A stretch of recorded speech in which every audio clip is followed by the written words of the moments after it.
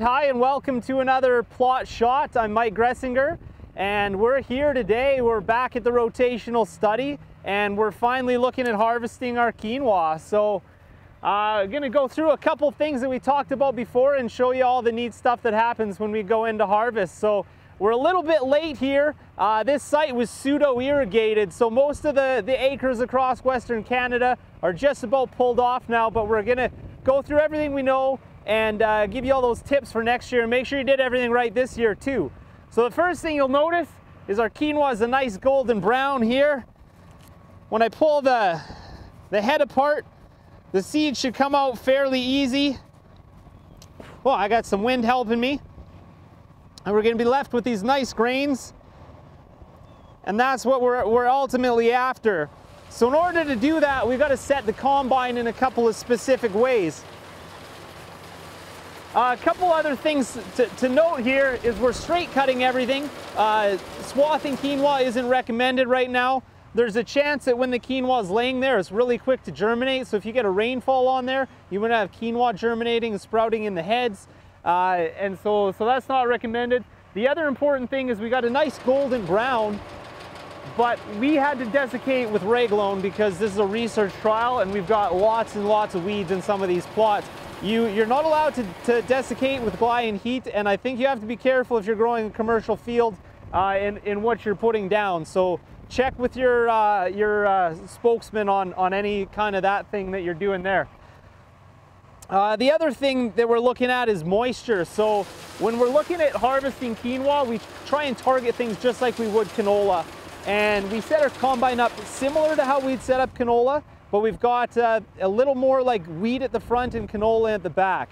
But we're targeting 10% less moisture when this goes to get cleaned. Anything 10 to 13 is going to be pretty tough, and it's going to be a little high moisture. You don't want anything over 14%. So if you can't let it dry down, you're gonna have to put it in a dryer or do something like that. But we have noticed over the last couple of years that quinoa does stand really well. If you remember this time last year, we just about had 2 feet of snow on the ground, and our quinoa in these trials actually sat through that and it did just fine. We didn't have any shelling across the ground, so we were really happy with that. Not everybody was so lucky.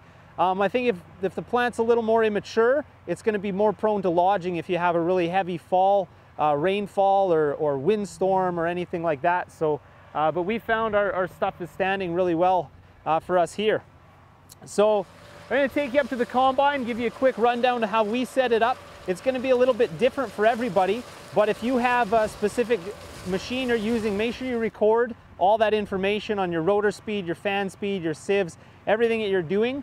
And I know the guys at Norquin are kind of building a database for their growers, and so the more info we have on the better specifics, throwing a drop pan, doing all those checks, the better you can do.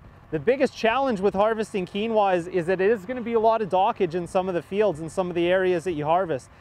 And so it's really important to go slow and to keep checking your settings. And you may have to adjust them depending on where you are in the field and how heavy and the weed pressure is or how dirty it is. So let's go have a look.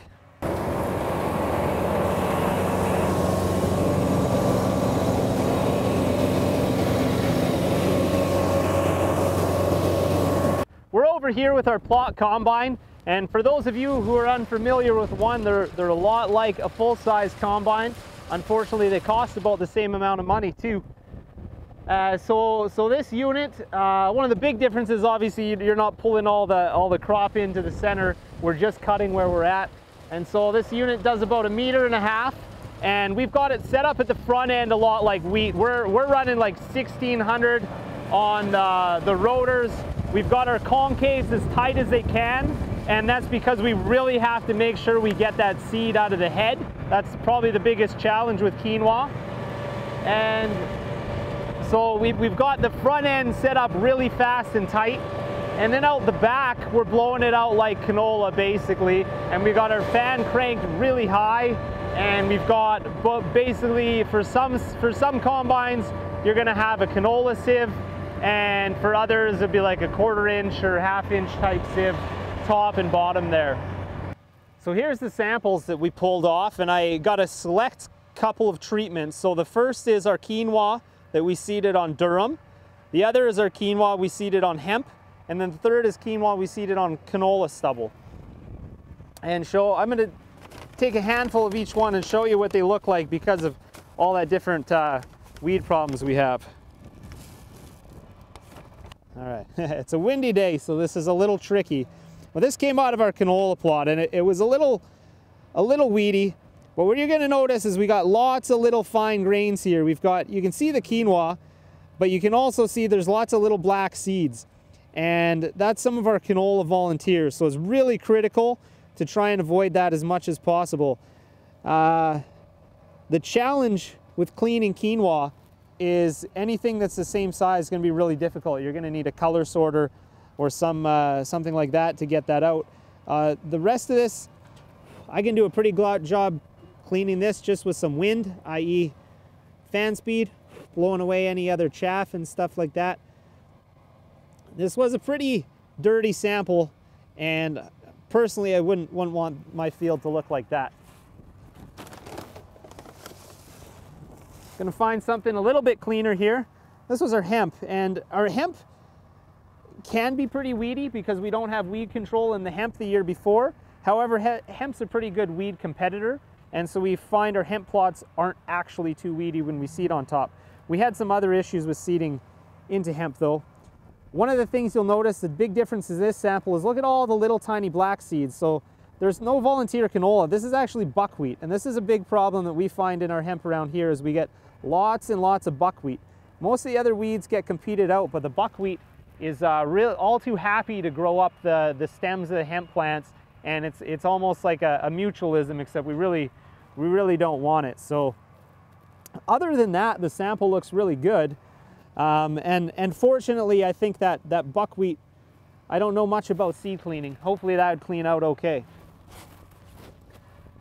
And then third, we've got more of an ideal situation. This is where we kind of took all the things we were supposed to do. Oh, that looks dirty. We seeded our quinoa right into some cereal stubble. So this was grown on durum, and this is what our sample looks like here. And I'm quite happy with that. There's obviously always going to be a few things like this, but we just got to find that balance of keeping as much of the quinoa seed and sample as we can and getting rid of and blowing out as much of this weed seed and chaff and some of the other things. So I'm pretty happy with how this looked, and this is indicative of the rest of what our cereal stubbles look like. Okay, well, this is just about goodbye for this project. All we have left is the corn. And this is our third year, and this is the second time we've done the 2-year rotation. So stay tuned. We'll have some more info for you coming up in 2021.